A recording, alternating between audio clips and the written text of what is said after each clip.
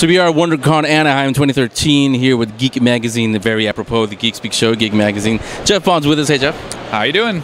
So talk to us about Geek Magazine. You were just telling me a little bit more. So tell the audience how this started up, what it's all about. We ran this magazine from 2006 to 2009 as a monthly, and it was designed to appeal to people who go to WonderCon and Comic-Con, and it actually was fairly successful, but it was done with very small publishers. And eventually we relaunched it a little over a year ago. The publisher now is Source Interlink. They do Motor Trend and 100 other magazines. So they're a fantastic publisher with great art directors and production design. So it's just a better magazine now. Now, in a world where everything is digital, why go paper? Well, these publishers are really behind print, but we also have a fantastic iPad app for the magazine. So if you want to look at it digitally, all the content goes into the iPad edition, and there's also video and 360-degree views of some of the photo subjects. So there's a lot of functionality in that too. So, but there's also fantastic production value in the magazine. It's one of the best feeling magazines that you could ever pick up.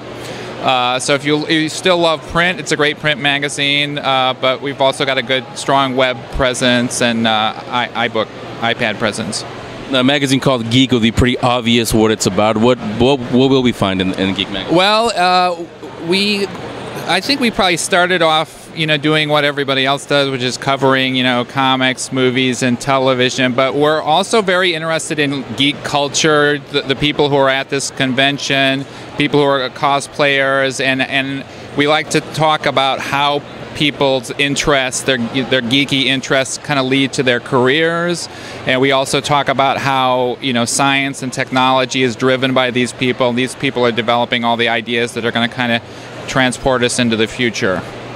For example, for this month, you guys had a pretty good panel yesterday. The Trek panel here.